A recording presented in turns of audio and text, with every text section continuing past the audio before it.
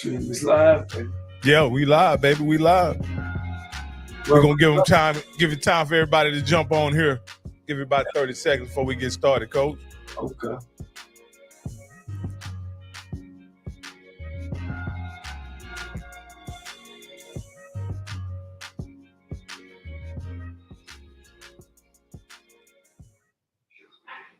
I would like to welcome everybody to the second episode of HBCU Football Coaches Corner, hosted by myself and none other than the illustrious SWAC championship coach, Johnnie Cole.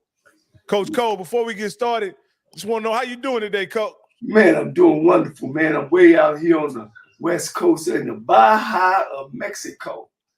Oh, man. Yeah, just enjoying the time, man, and some relaxation. You know, we had a fall break. Hey, Coach, does it feel kind of funny taking a vacation in the middle of football season?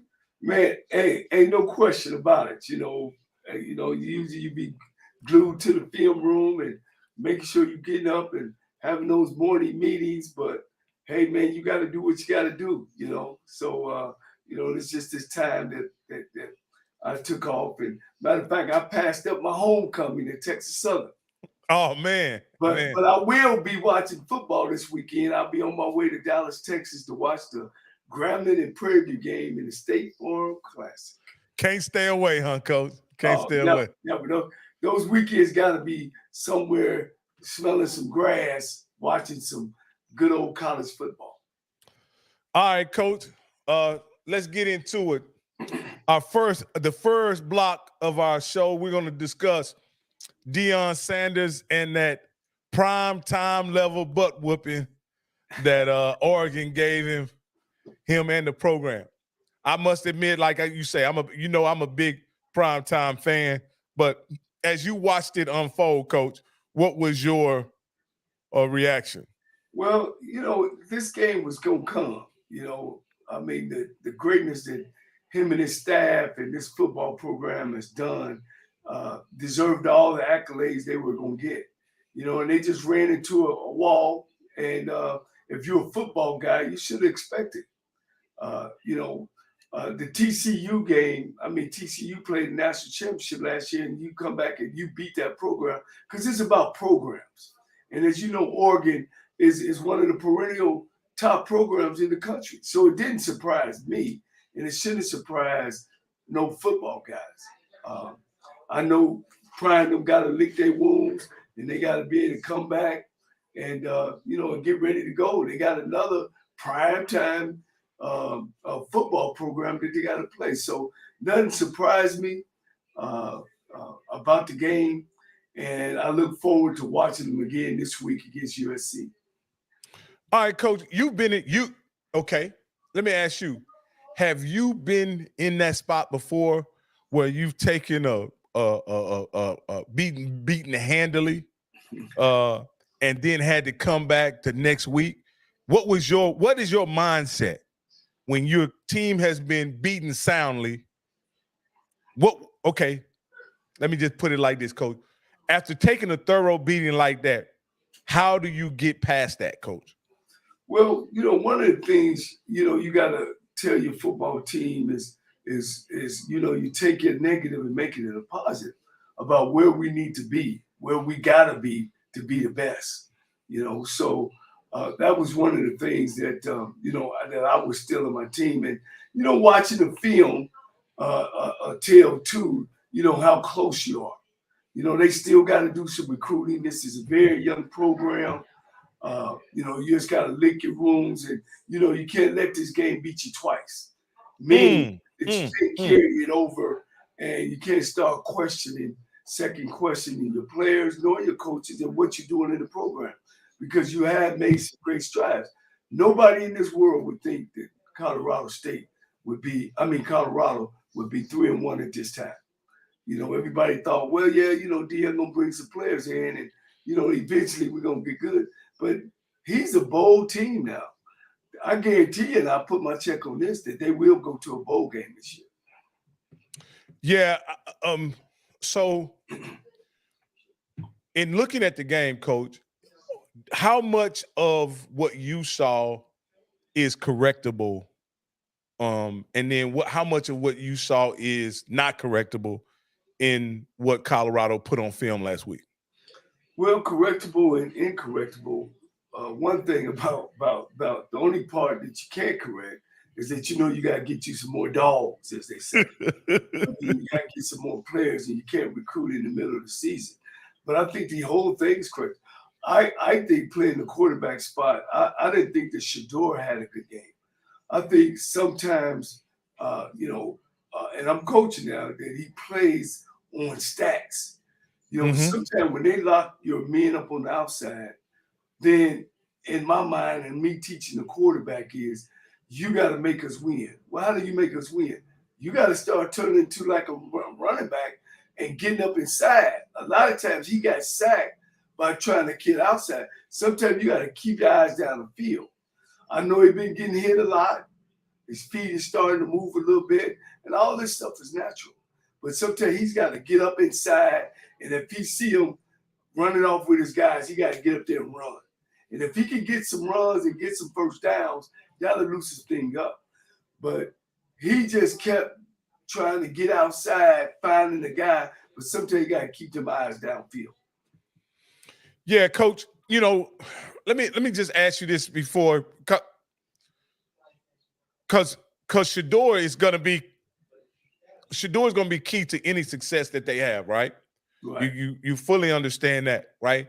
And having he's been prolific the first 3 weeks of the season, absolutely prolific. There's no other way around it. And I guess what I'm asking you is, what do you do having a game like that? A guy that's been prolific, right? Coming into a game that against USC that you're going to need his best, right? How do you think they're going to start the game off trying to get over the bad taste or the bad memories that he had from Oregon? Can it linger on from Oregon to USC? And as a coach, are you worried about that when you're going into your next game? No, at this joint in Colorado's team, their coaches know where they're weak at and where they're strong at and where they're good at. And they just got to find some answers on how to get the ball out of his hand. As far as coaches should do, no player is bigger than the team. And sometimes you got to coach them hard. You got to be honest with them and tell them where they're making their mistakes at. You can't, because he make a big play, still don't correct him. Every football play, you can correct somebody on every football play. And those are things that where coaches get away from falling in love with your players to continue to be a coach. Not watching the film, and I'm just going by my view of experience. I think he made a lot of mistakes. I think a lot of those sacks, even when he was at Jackson State, he had calls on his own. Again, not stepping up inside. And it's tough when 4 men can beat you up front. And somehow last week against Colorado State, they had that number 9 kid that was causing problems. And they had another kid at Oregon that was causing problems. So they're going to have to change up their blocking schemes a little bit, maybe put him on the bootleg some. And the biggest thing about Colorado is they have no run game, And I think, coming into this, they got to be able to get into some formations and maybe take a lineman or two and get him on the edge. And they gotta do some things with the ball as far as running the ball, because putting it all on Shador's shoulders when you play in those type of teams will get him hurt. Coach, you that's a great analysis that you're saying that Shador made mistakes in this game that caused the outcome, right? Yeah. Now, that's not something that Deion said publicly, right? But as a coach, you were able to see that, right? You were able to see that he can improve, his game can improve. Now, the running game, not having a running game, is that a function of not good running plays, not good play calling, not being committed to the run, or is that a personnel deficiency? Well, once again, you have to be in there as far as when you're talking about personnel. But that has something to do with it. And having been committed to the running game has something to do with it. You got to be committed to it, and in the first 3 games, they throw the ball 40 times a game. That's not being committed to the run game, And I believe, in my coaching experience and to win championships, you got to have 2 things. You got to have great defense and you got to be able to run the football. You can throw that thing all around, and if you see who win the national title, ain't nobody is running the spread, throwing 45, 50 times that won a national championship, nor a Super Bowl or anything. You got to be able to run the football. Most teams that win championships, they do those 2 things they do. They run the ball well and they play good defense. Well, you're right about that, and that's been the case with football for a very long time. And I'm a throwing guy, Rocky. I like I said, I played the game, and my offense has broke several passing records and all that. But as a young coach, I learned that you can do all that razzle dazzle, but when you gotta run that ball and you gotta come up with some first downs and you gotta keep your defense off the football field, you gotta be able to run the ball. The one thing that I'll say about the running game, and it's not often spoke about, but I think it's an integral part of, the game itself, is that it seems like the running game kind of keeps your team in rhythm, so to speak. You know what I mean? Mm-hmm. You don't have to, I guess, search for a play all the time, or so to speak. You can go ahead and you got things you can do, or if it's just really just taking the easy call, you know what I mean? Right. Just taking the easy play. Like there's a world of difference between 3rd and 8 and 3rd and 4, isn't it, Coach? Ain't no question. One of the things that we always talked about when I've coached is we want 3.5 yards of play. So when it comes to 3rd down and we get 3.5, we got a first down.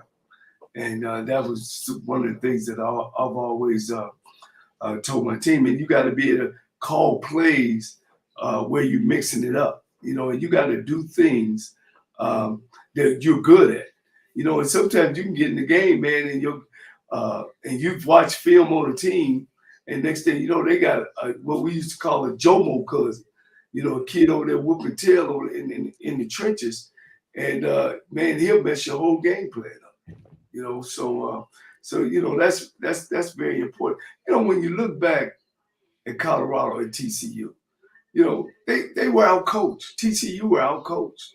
They came in, they took Colorado lightly.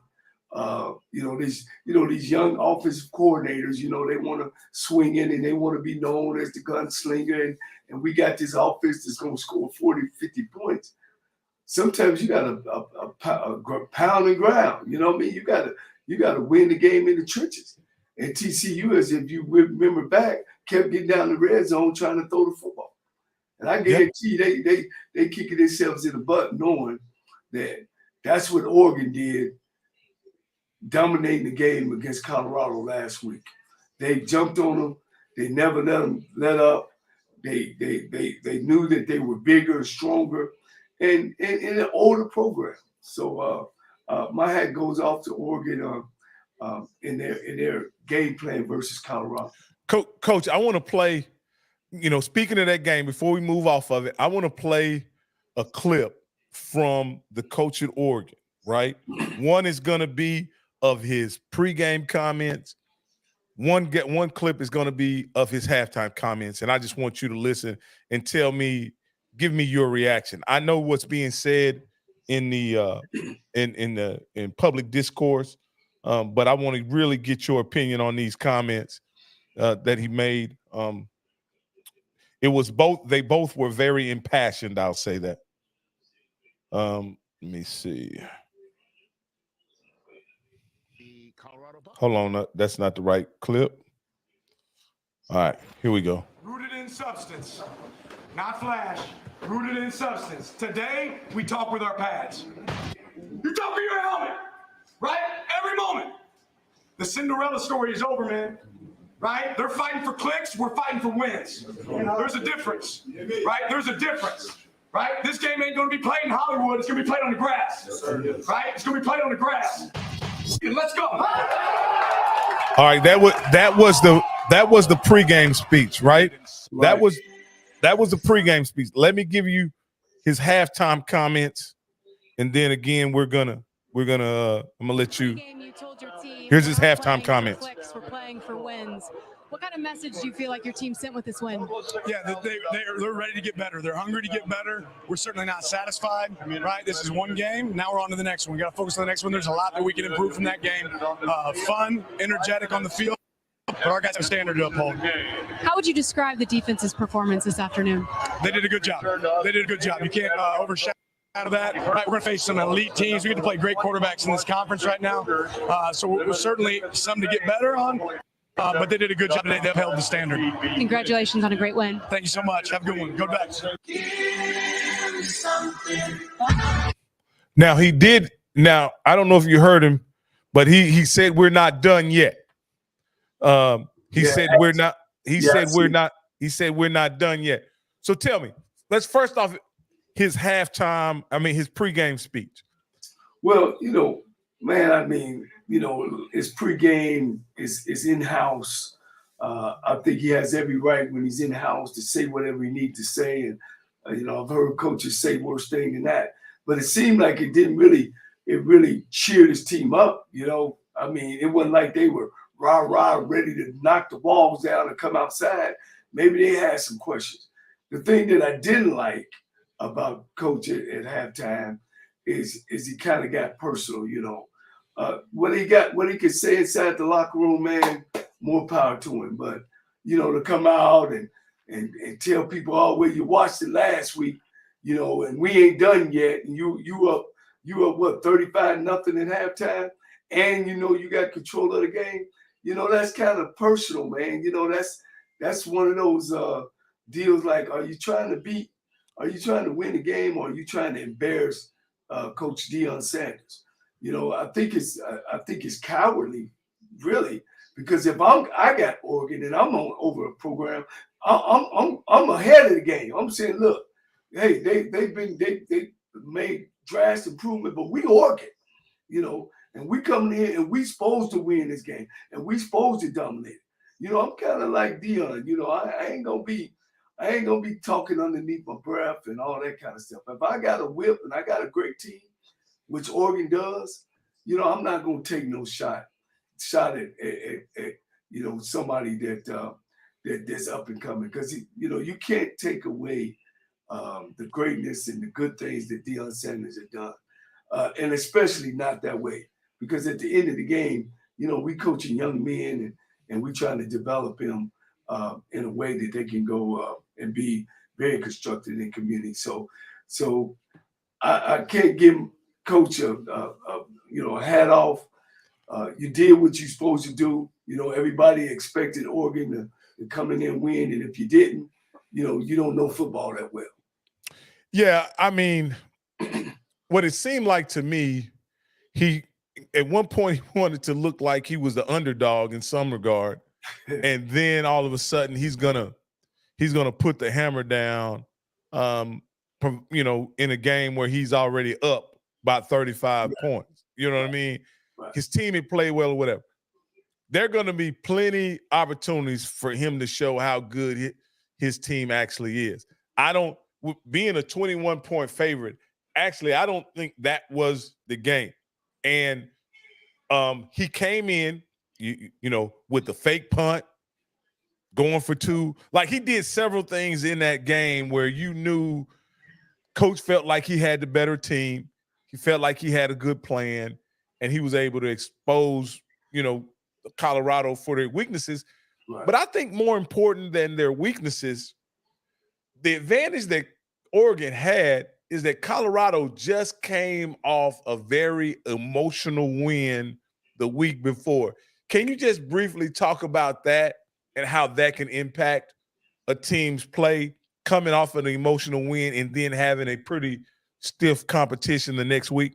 Well, I mean, ain't no question that last week, the week before, and every week with these kids, Colorado is one of the top football programs today in the country, by none. All in the media, on television, primetime TV last week, primetime TV week before, primetime TV against TCU, primetime TV coming up this week. They got all these celebrities, they got a lot of things of distraction. And let's face it, man, one of the best players in the country didn't play, because Travis Hunter can lock down your top wide receiver and get an extra man in the box to help stop the run game.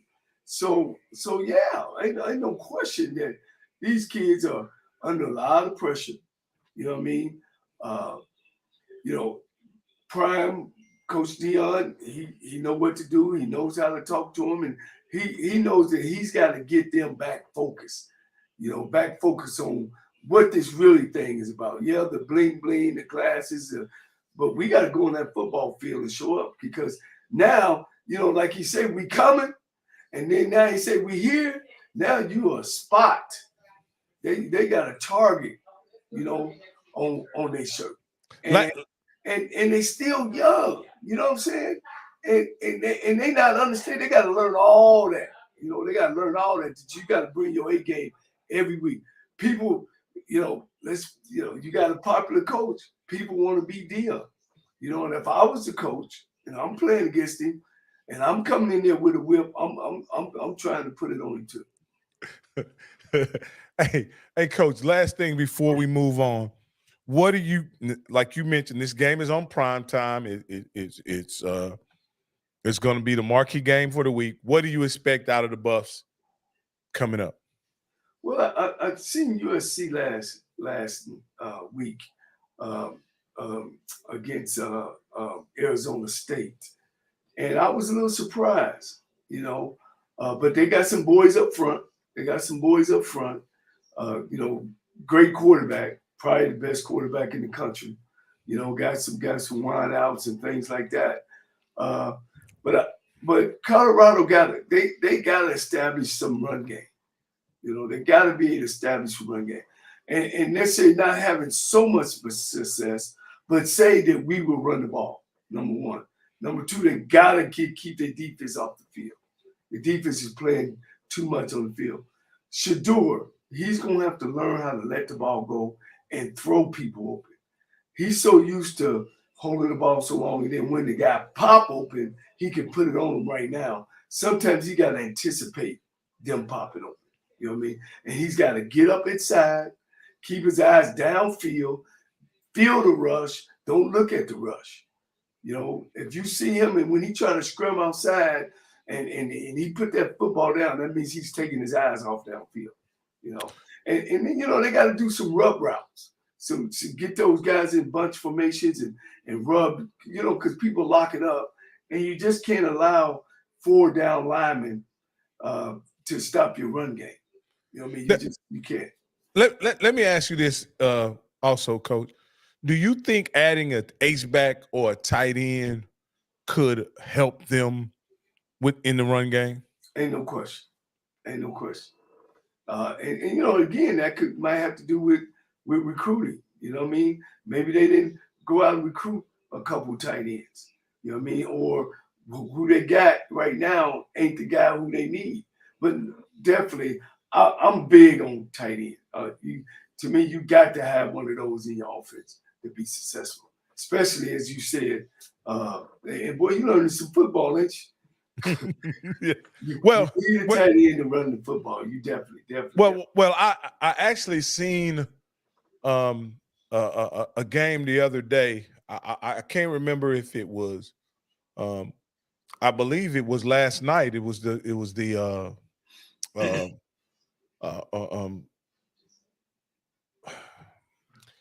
Rams, and how they use the H-back to not only,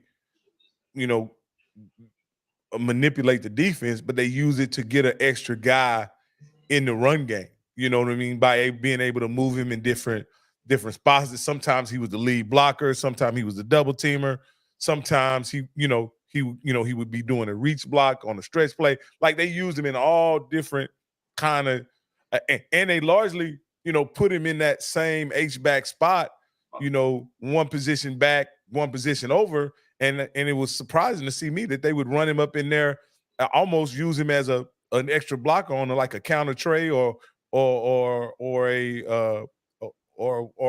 pulling guard almost to increase the numbers on the other side. And I just thought that was an interesting way to use the H-back. Yeah, you're talking about Higsby for the Rams. He's a heck of a tight end. You can go double tight, 3 tight, and when you have tight ends in there, you can balance the defense, number one. Number two, you always have that mechanism to throw the football because they are glorified linemen, but also can catch the football. One thing about when I played great teams like that, I slowed the game down. I slowed the game down. Wouldn't take the snap until 5 or 10 seconds on this. And, we kind of took our time and kind of milked the clock as well. And that way the game don't get away from you. All right, Coach. Now we're about to move on to our next period. And now we're going to talk about something that's near and dear to your heart, which is SWAC football, Coach.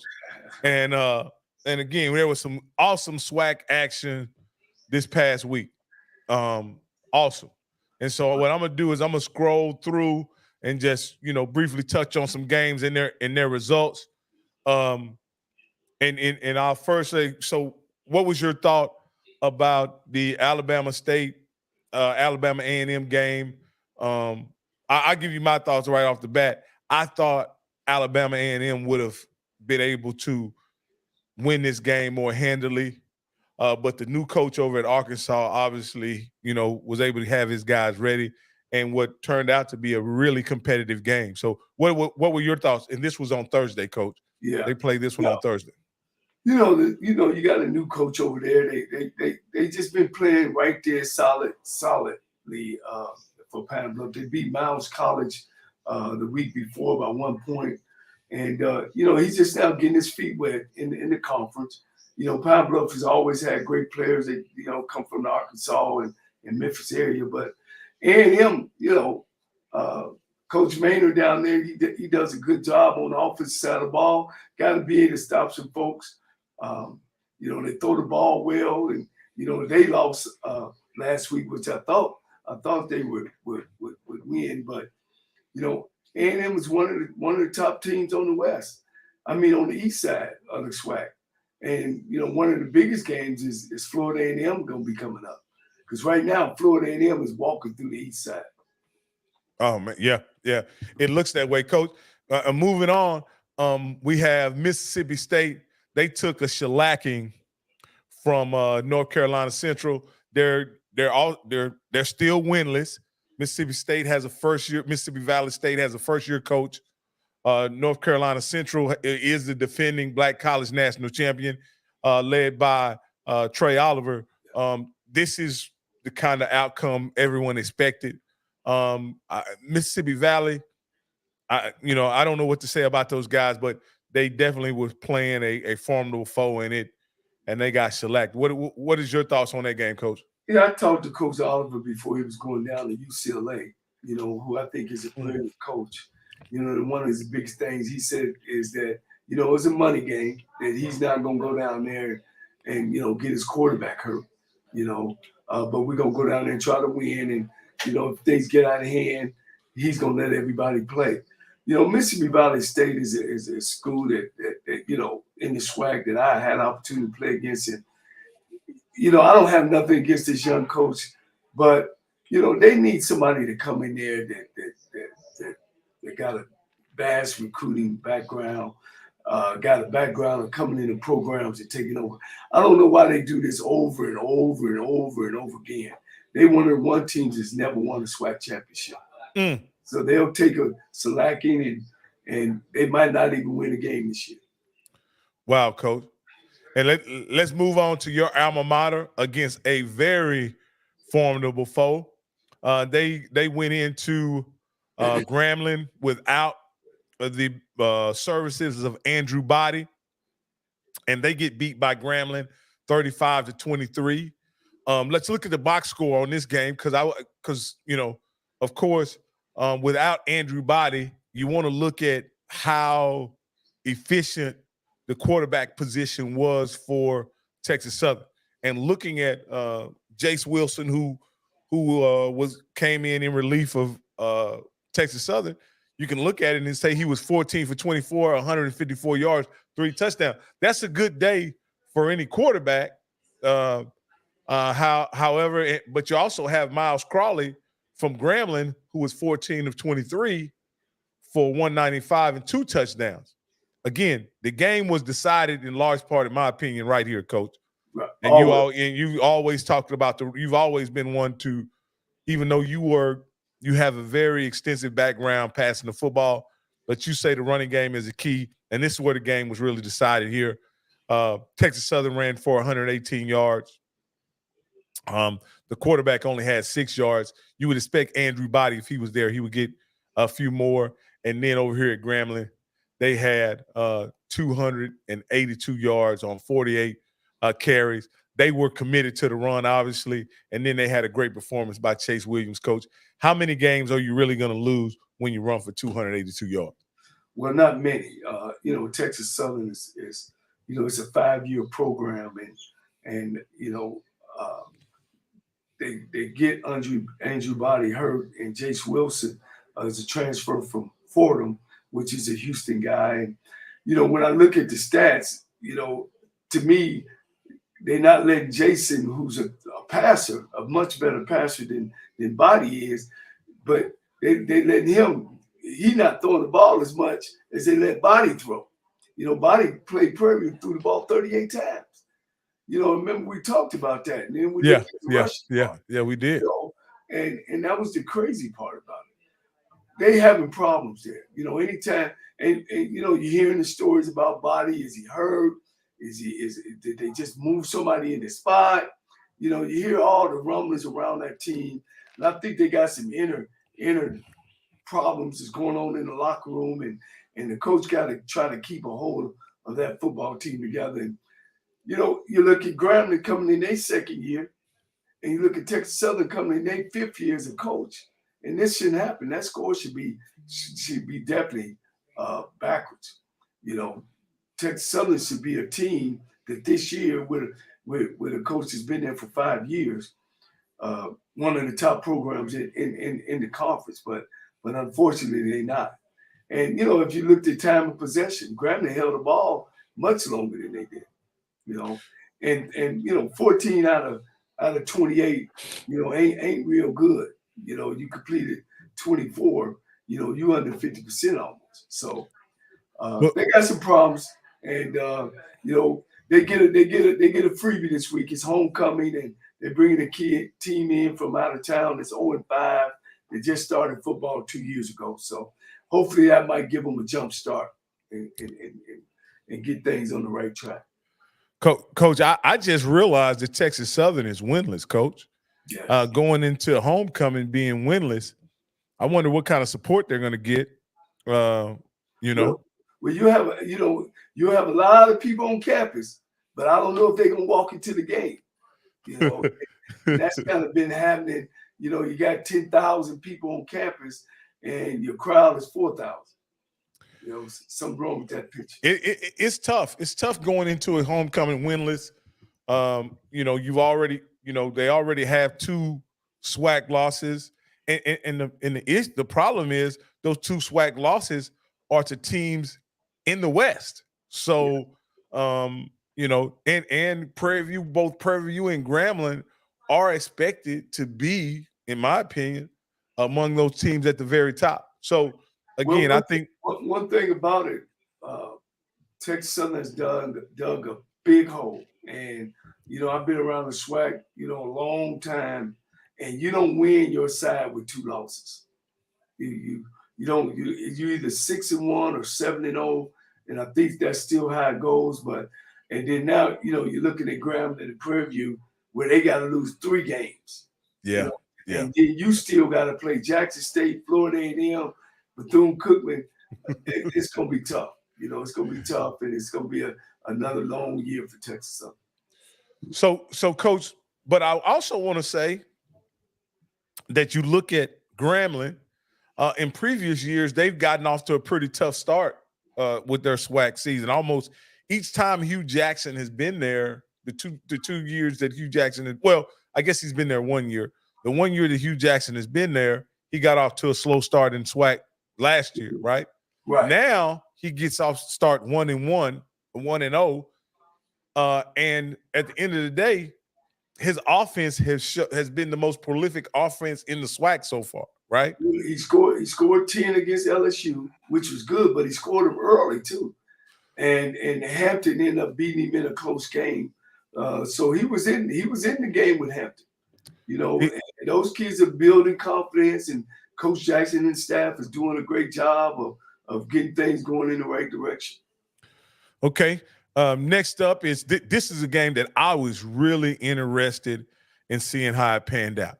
I thought it would be a game that Florida A&M would handle pretty handedly. It's a game, Coach, that actually it was a one-score game going into the fourth quarter, which really surprised me, right? Right. But Florida A&M was able to extend its home winning streak to 17 against what appeared to be a very scrappy Alabama State team who ended up losing to a Division II team, I think, the week before. So what do you or 2 weeks before? What do you think of that outcome, Coach? Alabama State is disappointing because players is not their issue. They got some players. Coach Robson has done a great job of recruiting down there and getting some players in. Their problem is they can't score. And in 1AA football, you got to be able to score. You know, the national average is 24. I think the most they've scored this year was 22, or they had one big game. Their thing is they can't move the ball. They have no continuity. They're good on defense. You know, they're good on special teams. They got some guys that can take it to the house. And especially when you're playing for Florida A&M and Coach Simmons. Coach Simmons is a great offensive mind, got a great offensive mind. If you ever looked at any of his teams, he's going to put points up. Alabama State's team is they got to find a way to get in the end zone. They got to find a way to settle down on one quarterback and get things done. I've talked with Coach Eddie Robinson on several occasions, you know, about, you know, baby, you got to score. You know, you got to keep that defense off the football field. Yeah. Now, this game right here went down to the wire, Coach. This next game went down to the wire. Prairie View and Alcorn. And to me, this was a game that I thought was going to be a pivotal in deciding who would win the West. Mm-hmm. And I honestly thought Alcorn playing at home would pull it out. But you know, we can even look at the stats of this game because I think the stats are important for this one. If you look at Trayvon Conley, he was 12 for 19, which is really efficient with 187 yards, 1 TD, and 1 interception. Aaron Allen for Alcorn had 26 completions on 37 attempts, 287 yards with 2 TDs. This is what's interesting to me, Coach. Prairie View was able to run the ball for 121 yards.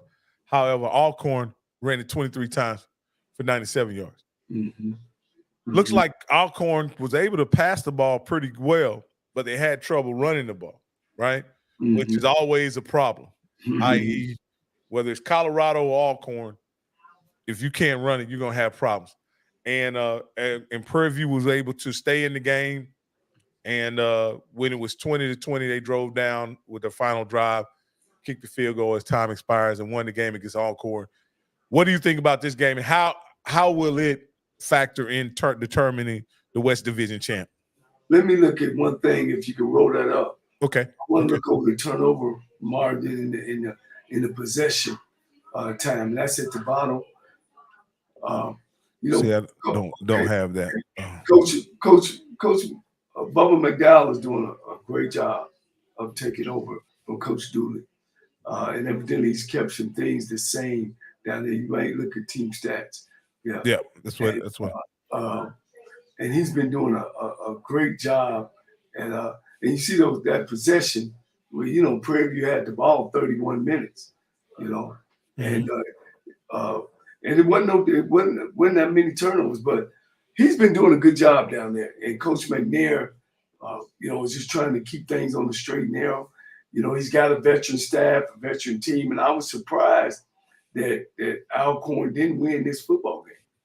But that tells you how well Bubba McDowell, his staff is doing. And that quarterback for Alcorn could throw the ball. He could do some good things with it. They were evenly matched. And it seems like at the end, Prairie View kind of took control of the game. And like I say all the time, you got to be able to run the football and keep that defense off the field.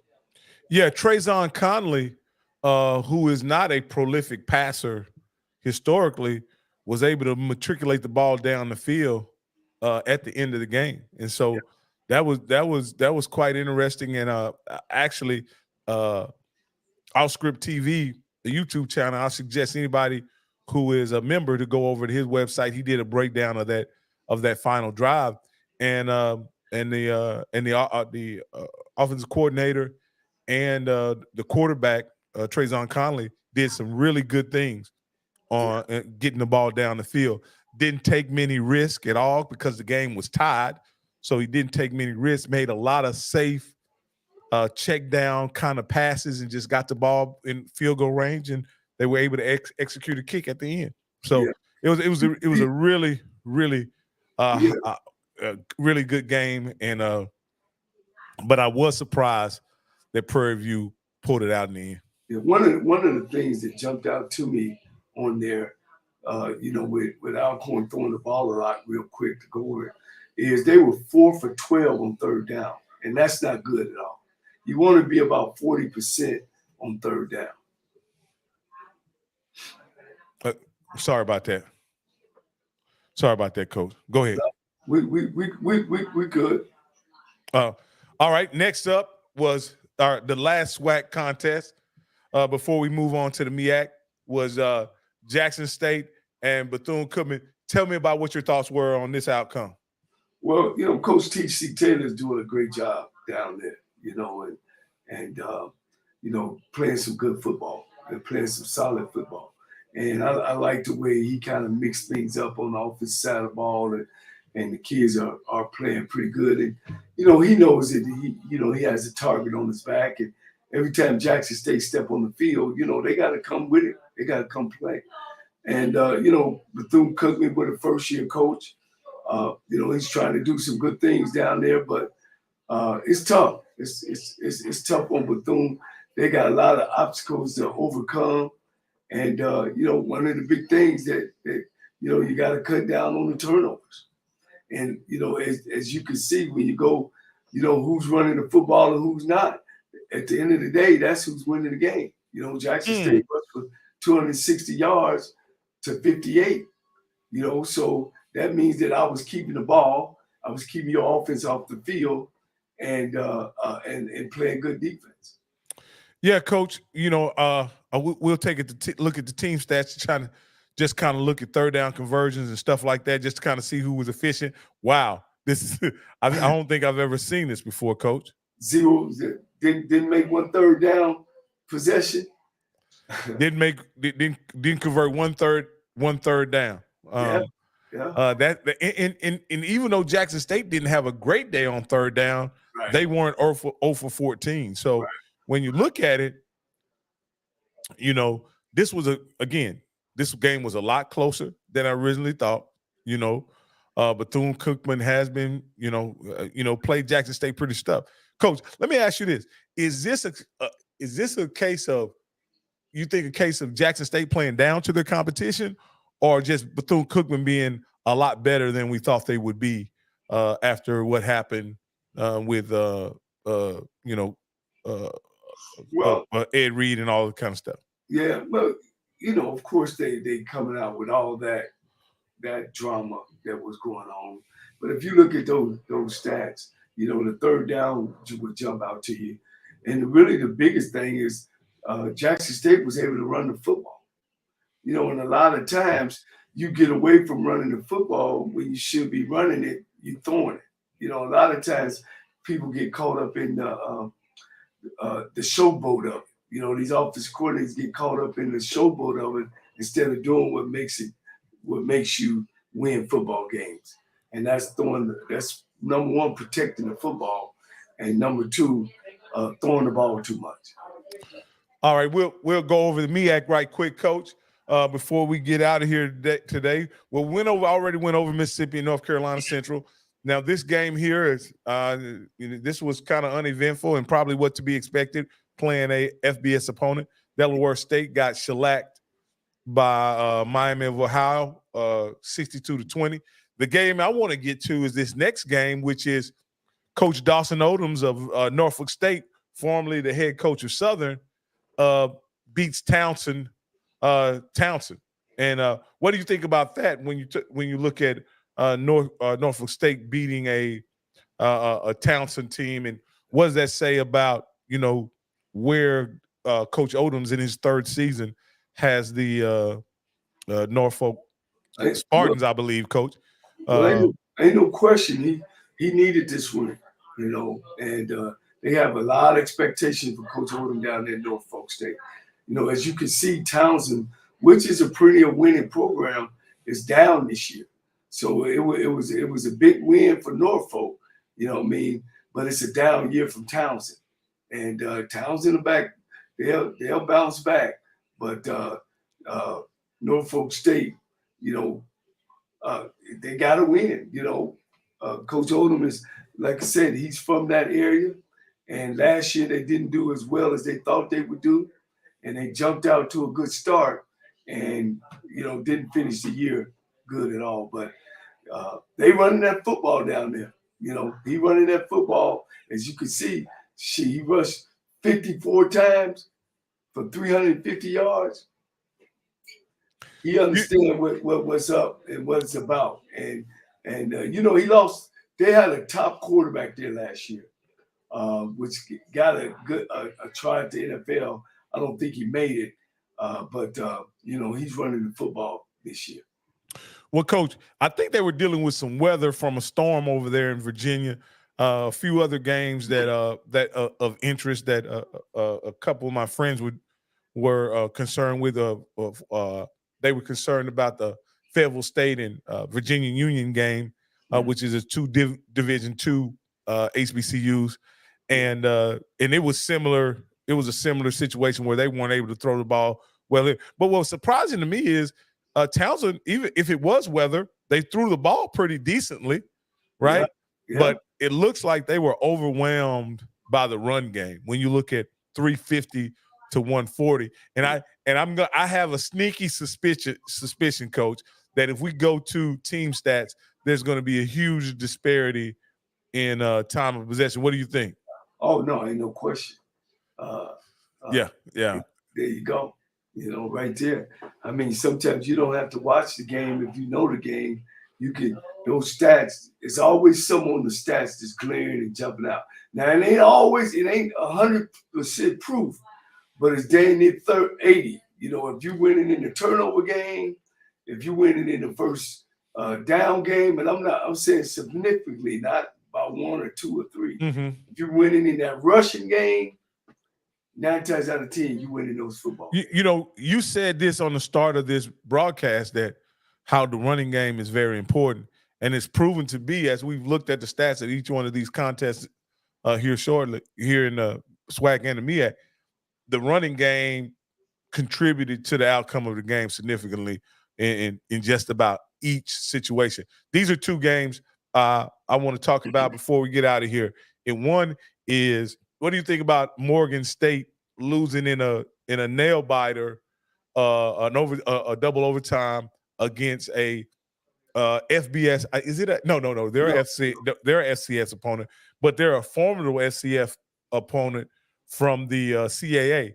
What do you think about Morgan State being in control of the game, and then coming back tying it up 10-10 in the fourth quarter and then losing in double overtime. What does Yeah. that say about Morgan State and coach Damian Wilson? First of all, Damian Wilson is doing a super job at Morgan. It's not a game that I've seen him not be out of, and it's his first year. And he's one of those guys that always wanted this job and wanted this, and he's come from Bowie State, and he's doing a heck of a job down there.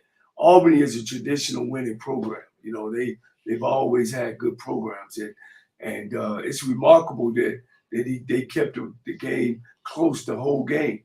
And he's going to be hard to be reckoned with, Coach Wilson in Morgan State. You just watch Morgan State. You know, a lot of people been wanting him up there.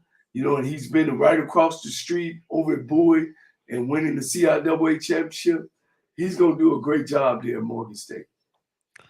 And the last game in the MEAC we're going to go over is the Citadel lost, to South Carolina State, who had been up to this point, who had been having a really tough season up to this point, and they get a much needed win in Buddy Pugh's final season against the Citadel.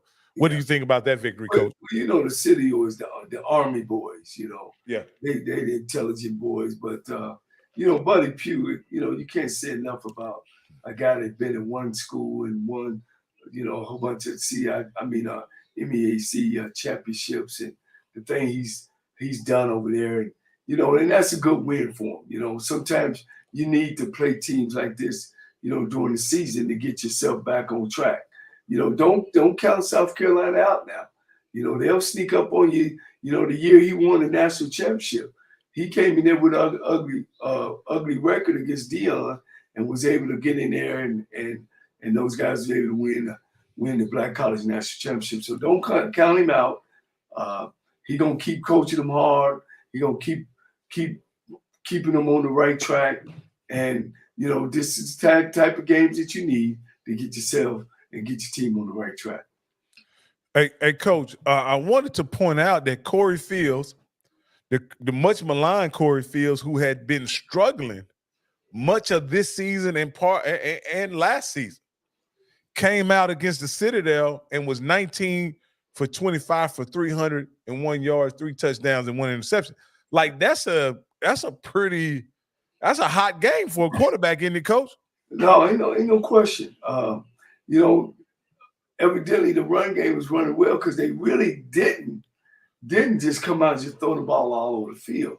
It seems like when he was throwing it, it was going for touchdowns. You know what I'm saying? Yeah. 300 some yards and you only threw the ball that many times. That's saying a lot of your players caught balls and was able to go the distance. Well, yeah, it's exactly right. One guy had 3 catches for 2 touchdowns, the other guy had 3 catches and 1 touchdown. So and look at the longest. Yeah. 58, 26, 35. They were catching and going to the house.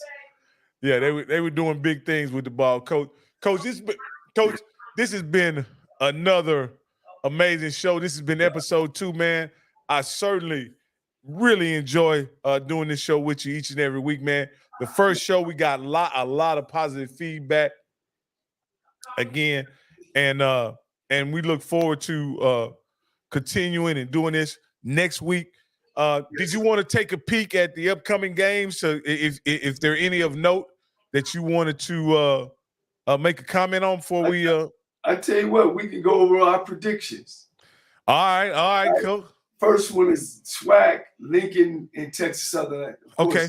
Texas Southern homecoming. Let me get them up here, Coach, because we can we do a prediction every week. Okay. All right. So here we go. We're gonna go just like ESPN has it. We got Tuskegee and Alabama A&M. I'll go first on this one. I got Alabama A&M, Coach. I'm gonna take Tuskegee on the upset. Oh, okay. I got you. They got a good program over there. You go ahead and go first on this one. All right. Southern Arkansas Pine Bluff. I think Southern get things rolling. I'm gonna take Southern. All right. I agree with you, Coach. I'm also gonna take Southern. What about Lincoln and your alma mater, Texas Southern? Well, of course, it's the toilet bowl, but it's homecoming. And, I got to take my alma mater, Texas Southern. I think I'm agree with you too, Coach. Now, this is an interesting game.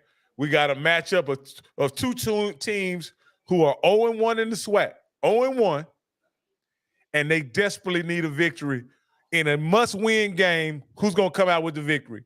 Alcorn State or Alabama State? I'm going to go with Alcorn State. Alabama State got problems putting the ball in the end zone, and you got a quarterback over at Alcorn State that can really get it done. They scored. They beat them 24. They hit 24 points. That's game over. All right, Coach. I don't think that we'll disagree on this one either. We got Florida A&M traveling to Mississippi Valley. They got a date in Ida Bena. So what do you think about? Won't it be close, Coach? Won't it be close? All right. 45-7. And you think 45-7? Okay. I won't give you a score, but I'll definitely say that Florida A&M definitely should. Fam, you should definitely win that game. And right. This is clearly the game of the week, right? Right. I'll be right there up in the sweet box, sipping on some good Jack and barbecue. And I want to give a shout out to Al Wash and his team, the Al Wash team. They've been doing this game for 45 plus years, man. And it's going to be played in the Cotton Bowl State Farm Classic game, Grambling and Prairie View. All right, Coach. Now, you got – let me put this together. You got Hugh Jackson in his second year, right? Right. You got Prairie View and Bubba McDowell in his second year. Both of these teams, when you think about it, they're on the uptick, in my opinion, right? They're both ascending programs. Right. This is a game that will determine who has arrived, in my opinion. Right. In this game, who's going to win, Coach? Oh, man, this is a hard one. I'm going to go with Prairie View A&M game winner. Now, I'm going to go with Grambling. I like Grambling's quarterback. I'm going to take Grambling this one. So, Coach, my issue with Grambling is they haven't been able to stop anybody up to this point, Coach. Right. And with an explosive quarterback like Trayvon Conley, he's not a refined passer, but he's a playmaker, Coach. And I think he's gonna be trouble for Grambling. And Prairie View has proven to have a pretty competent defense week after week. So I'm gonna take Prairie View in this one, in a squeaker over Grambling. Right. Prairie View got a problem stopping the run. And that's why I say Coach is going to exploit that, and he's going to pound the ball, and he's going to keep that quarterback off the field. All right, we got a few games from Howard. We got Howard and Robert Morris. I got Howard in that one. Yeah, definitely Howard jump on Robert Morris. All right, now this is Morgan State traveling to New Haven to Connecticut to take on Yale, right? Right. This, Yale is 0-2. Morgan State has been pretty formidable so far. Who do you got in this one? I'm gonna take Morgan State. I'm gonna take Yale in this one. I think traveling to New Haven is gonna be a bit too much for Morgan. They haven't put up many points all year, and in a close game, I gotta think the home team's gonna win, Coach. Well, I think Morgan put it together. I think they've been playing close each game every week. I just don't see Yale having enough athletes to keep up with them. Okay. All right. Virginia, Lynchburg, and Delaware. This is the toilet bowl as well, Coach. Ain't no question. And I'm going to go with Delaware. Yeah, I'm going to go. Lynchburg is a perennial losing program. And it's still that way until they make a commitment down there. It's going to be that way. All right, now this is a really good game. Even though North Carolina Central is 0-4.